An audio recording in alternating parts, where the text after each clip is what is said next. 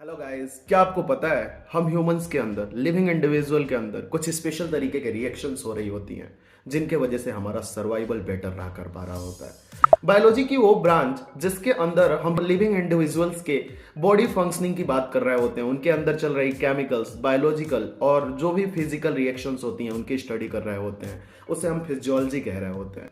Physiology is basically a branch of biology that deal with the nature of the living का क्या nature हुआ कर रहा होता है, वो किस तरीके से सरवाइव किया कर रहा होता है।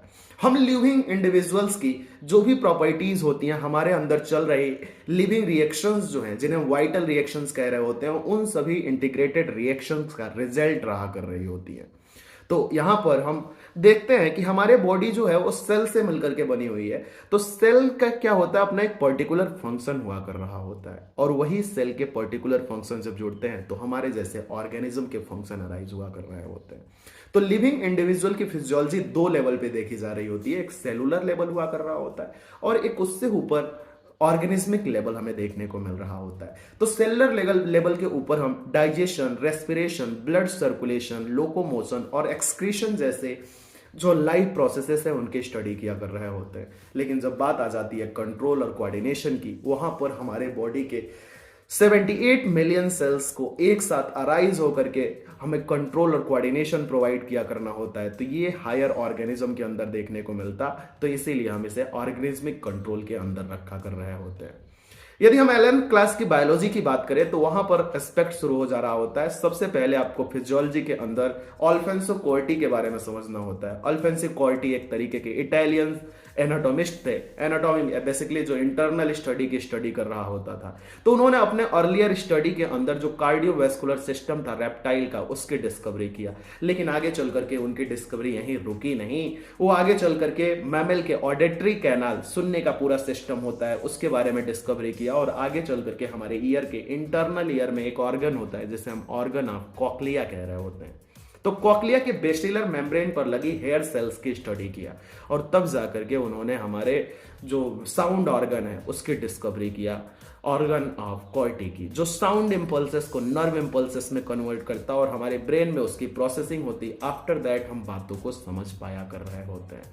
तो सबसे पहले 11th क्लास की फिजियोलॉजी में बात करें तो हमारा चैप्टर स्टार्ट होता है डाइजेशन एंड एब्जॉर्प्शन से, जिसके अंदर आप जान रहे होते हो सबसे पहले डाइजेशन का डेफिनेशन हमें सीखना जरूरी है। तो डाइजेशन एक तरीके का मैकेनिकल और बायोकेमिकल प्रोसेस है।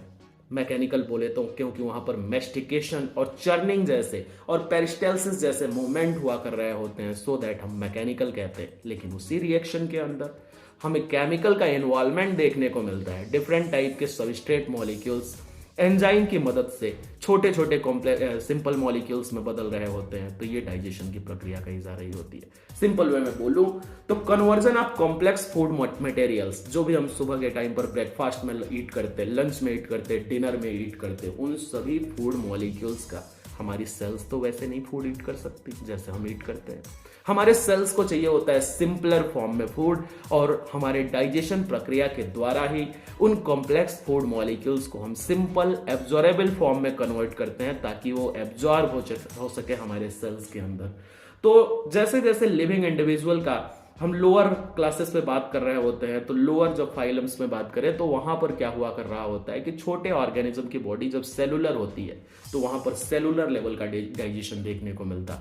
लेकिन जैसे ही बॉडी कॉम्प्लेक्स बनती चली जाती है, हमारे जैसे इंडिविजुअल्स की बात आ जाती, तब हमारे अंदर जो एक्स्ट्रा सेलुलर डाइजेशन देखने को मिलता है। ढेर सारी सेल्स आपस में ग्रुपिंग करती और तब जाकर के हमारे बॉडी के डाइजेस्टिव ऑर्गन का डेवलपमेंट हुआ कर रहा होता है। और ये डाइजेस्टिव ऑर्गन यदि लोअर लेवल के इंडिविजुअल्स में बात करो तो हमारा एलिमेंट्री कैनाल जो होता है, वो हमारा एलिमेंट्री कैनाल तो माउथ और एनस दोनों पोर्स पाए जा रहे हैं, इसी की वजह से कंप्लीट कहा जाता। लेकिन आप प्लेटी हेलमिंथीज की बात कर लो, एस्के हेलमिंथीज, निडेरियंस की बात कर लो, तो उनका डाइजेस्टिव सिस्टम इनकम्प्लीट टाइप का डाइजेस्टिव सिस्टम हुआ कर रहा होता है। वहां पर केवल एक ही सिंगल ओपनिंग देखने को मिलती जहां से फूड इंटर भी करता है और एग्जिट भी किया कर रहा होता है। तब हम कहते हैं कि वहां पर इनकम्प्लीट डाइजेशन देखने को मिल रहा होता है।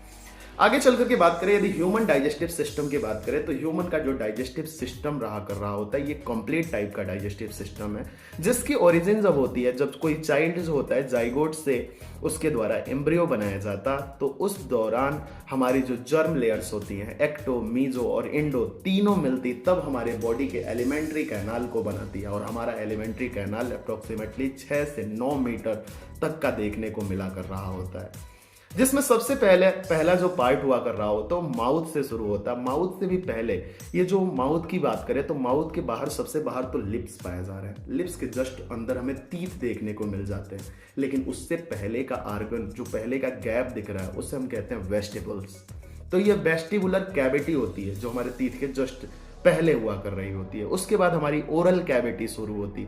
ओरल कैविटी के बाद से माउथ का फेरिंग्स रीजन शुरू होता। फेरिंग्स आगे चल करके हमारा जो फूड का पाइप हुआ कर रहा होता है, ये फूड का पाइप नहीं है, इससे अंदर पाया जाता। फूड का पाइप बेसिकली पोस्टीरियर साइड में पाया जाता, होल टाइप में पाया जाएगा, और उसकी ओपनिंग को हम गटलेट कहा कर रहे होते हैं। तो उस गटलेट ओपनिंग के द्वारा हमारी ये पूरा का पूरा फूड पाइप, जिसे हम इसोफेगस कहा कर रहे होते हैं, उसका फॉर्मेशन होता है। इसोफेगस आगे चल करके हमारे पूरे के पूरे डोर्सल साइड से होते हुए ये हमारे स्टमक में जाता है। जे शेप का स्टमक पाया जाता है हमारे डायाफ्राम के जस्ट नीचे। यहाँ पर डायाफ्राम है, डायाफ्राम के जस्ट नीचे पाया जा रहा होता है। आगे चल करके वो स्टमक में ओपन होता, और स्टमक के बाद से स्मॉल इंटेस्टाइन, स्मॉल इंटेस्टाइन के बाद से लार्ज इंटेस्टाइन आ जाया कर रहा होता है, और लार्ज इंटेस्टाइन में खाया गया सारा का सारा फूड स्टोर रहता है लंबे टाइम तक, और अंतिम में एनस के द्वारा उसका हम रिमूवल कर दिया कर रहे होते हैं। तो ये तो हो गई ट्यूब की बात। इतने सारे ट्यूब्स लगे होते हैं हमारे एलिमेंट्री कैनाल को बनाने में,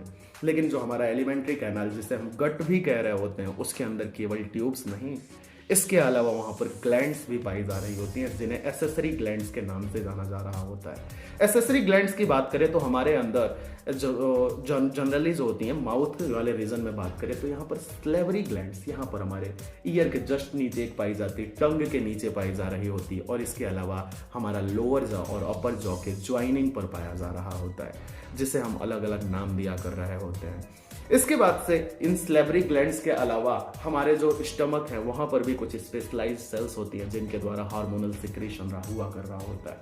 आफ्टर दैट हमारा पैनक्रियाज जो होता है, वो भी एक तरीके के हमारे एसेसरी फूड ग्लैंड के काम में आया कर रहा होता है। इसके अलावा गॉल ब्लैडर के साथ साथ पैन के जो अलग अलग तरीके के इंटेस्टाइनल ग्लैंड्स होते हैं, वो इस तरीके से सपोर्ट किया कर रहा होता है, और साथ ही साथ लीवर हुआ कर रहा होता है, जो हमारे फूड के डाइजेशन में पार्टिसिपेट किया कर रहा होता है। तो ये एसेसरी ग्लैंड्स थे अलग अलग तरीके के। सबसे पहले बात शुरू करेंगे अपनी बक्कल कैविटी से। हमारे इस माउथ के होल कैविटी को बक्कल कैविटी कह रहे थे, जिसके अंदर, माउथ के अंदर वाला हिस्सा याद रखिएगा, ओरल कैविटी के नाम से भी जाना जा रहा होता। वेस्टिबुल आपको बताया ही कि स्पेस बिटवीन चिक्स, हमारे जो चिक्स हैं, लिप्स हैं, और साथ ही साथ टीथ के फ्रंट का पोर्शन कहा जा रहा होता है। तो जब हम बात करते हैं बक्कल कैविटी की, तो सबसे पहले हमें फ्रंट पर हमें टीथ देखने को मिलते हैं, और टीथ के बाद से अंदर का पूरा प्लेटेड देखने को मिलते हैं। Bony plates and soft plates हमें देखने को मिल रहे होते हैं। ह्यूमन बॉडी की बात करें तो ह्यूमन बॉडी जो इंडिविजुअल्स हैं, इनके टीथ जो होते हैं, ये जॉ के बोन्स के अंदर इन्वेजिनेटेड है। उसके लिए हम एक वर्ड देते हैं थीकोडॉन्ट। ह्यूमन का जो डंटेशन होता है, वो थीकोडॉन्ट टाइप का डंटेशन हमें देखने को मिल रहा होता है। साथ ही साथ जो हमारा क्राउन रीजन हुआ कर रहा होता है, ऊपर के रीजन को, टीथ के ऊपर के रीजन को क्राउन रीजन कहा जा रहा होता है, नीचे के रीजन को रूट रीजन कहा जा रहा होता है। तो क्राउन जो होता है वो स्मॉलर हुआ कर रहा होता है हमारा, और जब क्राउन स्मॉलर रहेगा तो इस तरीके के टीथ को हम ब्रूनोडोंट कहा कर रहे होते हैं। ब्रूनोडोंट याद रखिएगा।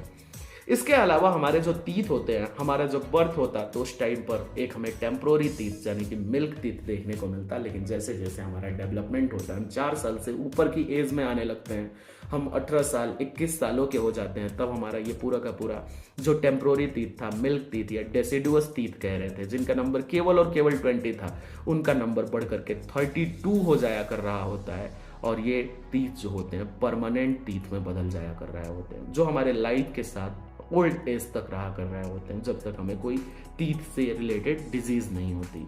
डिजीज के केस में हमारे जो टीथ होते हैं उनकी ब्रेकिंग हो जाया कर रही होती है।